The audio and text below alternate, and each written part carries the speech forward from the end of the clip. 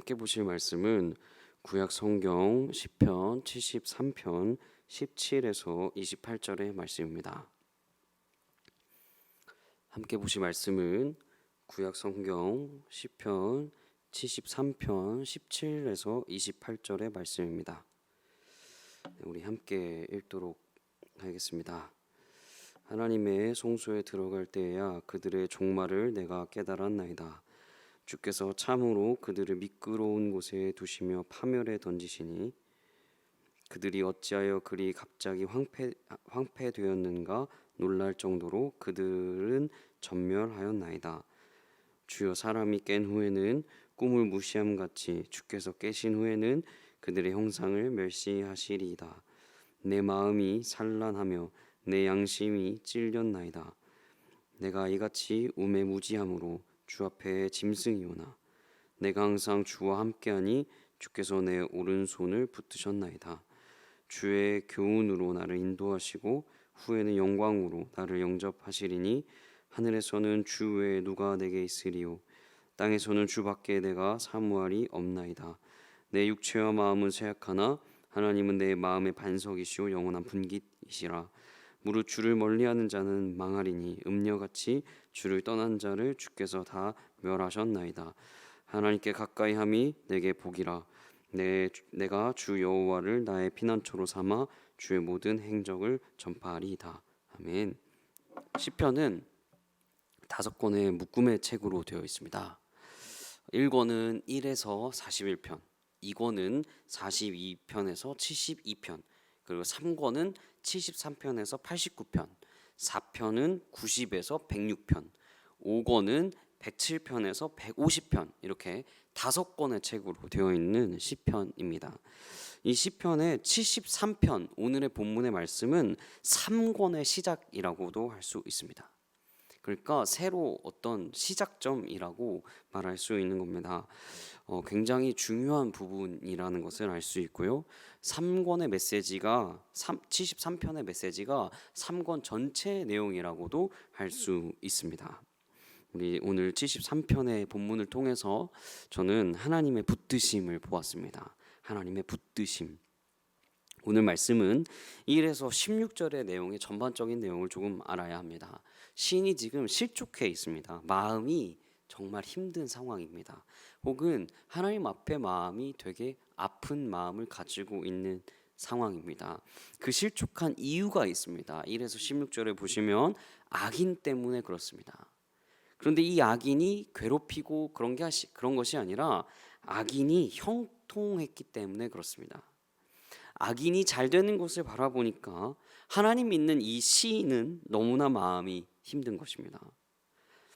악인이 잘 되는 그 모습을 보니까 하나님 믿는 나는 너무 힘든데 악인이 잘 되니까, 악인이 형통해지니까 배도 아프고 그리고 그 가운데 마음이 힘들고 하나님, 도대체 내가 하나님 믿는데 나는 왜 이래요? 라는 실족한 마음이 드는 것입니다. 마음에 얽힌 문제들, 여러분, 그 문제를 가지고 이제 시인이 16절, 17절 이제 이렇게 시작이 됩니다. 17절에 그 마음을 가지고 이제 어디론가 나아갑니다. 여러분, 17절 새 번역을 보면 이렇게 쓰여 있습니다. 그러나 마침내 하나님의 성소에 들어가서야 악한 자들의 종말이 어떻게 되리라는 것을 깨닫게 되었습니다. 여러분, 그 문제를 가지고 하나님의 성소로 들어갑니다. 하나님의 성소. 여러분, 하나님의 성소가 어디입니까? 우리가 하나님을 만나는 장소, 그것이 하나님의 성소입니다. 문제를 가지고 시인이 하나님의 성소로 나아갑니다. 즉 어느 장소를 뜻하는 것이 아니라 하나님과의 만남, 하나님과의 교제, 하나님과 친밀한 그 관계를 쌓으려고 했던, 혹은 하나님에게 집중하는 그 시간을 가지고 있는 것입니다. 그리고 그 시간을 가지고 하나님 앞에 나아갔을 때, 하나님과의 교제하는 그 시간, 하나님과 만나는 그 시간을 가졌을 때 시인이 문제를 바라본 것이 아니라 하나님을 바라보게 됩니다. 실족했던 그 상황을 바라본 것이 아니라 하나님을 바라보게 되는 겁니다. 하나님의 존재를 바라보게 된 것입니다. 그렇게 바라보니까 악한 자들의 종말이 보이더라, 이 얘기를 하고 있는 겁니다. 악한 자들의 종말 18절에서 19절, 20절까지 이렇게 쓰여 있습니다. 세 번역에 이렇게 쓰여 있습니다. 주님께서 그들을 미끄러운 곳에 세우시며 거기에서 넘어져서 멸망에 이르게 하십니다. 그들이 갑자기 놀라운 일을 당하고 공포에 떨면서 자취를 감추며 마침내 끝장을 맞이합니다. 아침이 되어서 일어나면 악몽이 다 사라져 없어지듯이 주님께서 깨어나실 때에 그들은 한낱 꿈처럼 자취도 없이 사라집니다. 악인들의 모습이 한낱 아무것도 아닌 듯 사라진다. 아무것도 아닌 듯 사라진다. 공포에 떨다. 자취를 감추다. 마침내 끝장을 맞이한다라는 이야기를 하고 있는 겁니다. 시인이 실족한 마음으로 하나님 앞에 나아갔습니다. 그렇게 나아갔는데 하나님, 쟤는 왜 그래요? 저 사람들은 어떻게 저렇게 형통할 수 있나요? 저들이 왜 저렇게 형통한가요?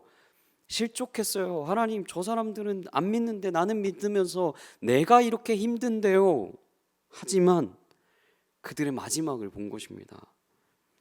하나님을 무시했던 그 악인들, 하나님을 섬기지 않았던 그 악인들의 마지막을 보니까 시인이 그 악인들이 긍휼해진 것 같습니다. 그리고 하나님을 시인이 다시 바라봅니다. 시인은 이렇게 고백을 하고 있습니다. 22절 세 번역에 이렇게 되어 있습니다. 나는 우둔하여 아무것도 몰랐습니다. 나는 다만 주님 앞에 있는 한 마리 짐승이었습니다. 시인이 자신을 다시 깨닫게 됩니다. 그렇게 비판했고 실족했던 내 모습이 한 마리의 짐승 같다, 이렇게 표현합니다. 자신이 얼마나 어리석었고 상황을 바라본 것이, 실족했던 내 마음이 얼마나 어리석었는지 자신을 짐승이라고 표현하고 있는 겁니다. 그리고 하나님을 다시 바라보니 하나님의 마음과 하나님의 인도하심을 다시 고백합니다. 23절 25절에 세 번역은 이렇게 쓰여 있습니다. 그러나 나는 늘 주님과 함께 있으므로 주님께서 내 오른손을 붙잡아 주십니다. 주님의 교훈으로 나를 인도해 주시고 마침내 나를 주님의 영광에 참여시켜 주실 줄 믿습니다. 내가 주님과 함께하니 하늘로 가더라도 내게 주님밖에 누가 더 있겠습니까? 땅에서라도 내가 무엇을 더 바라겠습니까? 여러분, 시인이 어떻게 고백합니까? 실족함을 경험했으나, 내가 정말 처참하게 당했으나, 내가 짐승 같았으나 하나님을 바라보니 어느새 하나님이 나를 인도하셨구나 라는 것을 고백하고 있는 겁니다. 여러분, 23절에는 그러나 나는 늘 주님과 함께 있다, 이렇게 표현이 되고 있는데요. 23절을 원어로 보면 그러나 라는 말 대신 그럼에도 불구하고 라는 단어로도 볼 수 있습니다. 그러니까 악인을 보고도 넘어졌던 내 마음의 그 실족함, 내 마음의 처참함, 나약함, 그냥 어려웠던 나의 마음들, 그 마음들의 실족함이 있었던 나에게도 그럼에도 불구하고 하나님은 오른손으로 나를 붙드셨습니다 라는 그 시인의 고백이 있는 것입니다. 여러분, 우리에게 주시는 그 하나님의 말씀은 무엇입니까? 첫 번째로는 그게 있는 것 같습니다. 우리에게 실족할 수 있다는 것을 알려주시는 것 같습니다. 여러분, 우리는 실족할 수 있습니다. 악인의 형통함을 바라보면서 부러워할 수 있습니다. 비주류의 삶을 살아가다 보다 주류의 삶을 살아가는 그 사람들을 바라보았을 때 화려하고 좋아 보일 수 있습니다. 왜 저렇게 잘 되지? 할 수 있습니다. 내가 배 아플 수 있습니다. 우리가 잘 되는 것이 없어 보일 수 있습니다. 그리고 그것으로 인해서, 그 문제들로 인해서 우리가 넘어질 수 있습니다. 문제와 상황으로 인해서 넘어진 뿐만 아니라 하나님을 원망할 수도 있습니다. 하나님을 욕할 수도 있습니다. 시인이 고백했던 것처럼 말입니다. 하나님, 내가 실망했습니다. 내가 실족했습니다. 하나님, 왜 이렇습니까? 우리의 문제가 왜 이렇습니까? 라고 하나님 앞에 따질 수 있습니다. 그런데 시인이 하였던 것처럼 그럼에도 불구하고 문제와 상황을 하나님 앞으로 가지고 나아갔던, 문제와 상황을 하나님 앞에, 하나님 만나는 시간, 하나님과 교제하는 그 시간으로 나아갔던, 그럼 그렇게 되었을 때 우리는 두 번째를 깨닫는 것 같습니다. 그것이 무엇입니까? 그럼에도 불구하고입니다. 그럼에도 불구하고 나를 붙드시는 그 하나님, 내가 원망했고 내가 불평했을지라도 나를 붙드셨던 그 주님, 그럼에도 나를 인도하셨던 그 하나님, 그 하나님을 바라본 것입니다. 시인이 그렇게 바라보았던 것입니다. 여러분, 우리도 그 하나님을 바라보아야 할 것입니다. 악인과의 문제, 우리의 실족함, 내 마음의 낭망하고 어려움을 바라보는 것이 아니라, 하나님이 그래도 그렇게 나를 인도하셨지, 그렇게 하나님이 나를 그렇게 사랑하셨지, 그 하나님의 인도하심을 바라보아야 할 것입니다. 하나님 앞에 문제를 가지고 나아가야 합니다. 시인은 마지막에 이렇게 이야기하고 있습니다. 26절에 새 번역은 이렇게 표현합니다. 내 몸과 마음이 다 시들어가도 하나님 언제나 내 마음의 든든한 반석이시오, 내가 받을 몫의 전부이십니다. 시인의 고백이 너무나 좋은 것 같습니다. 내 몸과 마음이 다 시들어가도, 내 몸과 마음이 짐승 같아도, 내 몸과 마음이 하나님을 원망해도, 우리는 넘어져도 쓰러져도 그 하나님이 우리의 반석입니다. 내 마음의 든든한 반석입니다. 시인은 이렇게 고백하고 있습니다.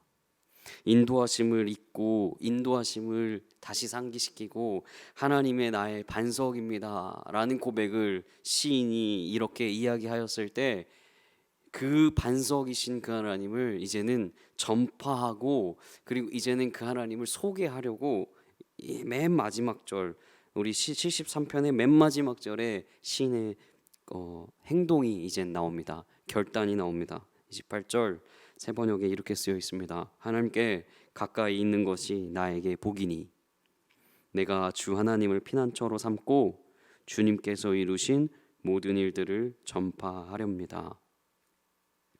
하나님께 가까이 있는 것이 나에게 복이니, 나에게 복이니, 그 주님이 나에게 복이니, 그 주님을 피난처로 삼고 주님이 하신 일들, 주님이 나에게 이루신 일들, 주님이 나에게 하셨던 것들, 하나님이 나에게 사랑을 주셨던 것들, 그 모든 일들을 전파하렵니다 하는 삶의 결단으로 나아갑니다.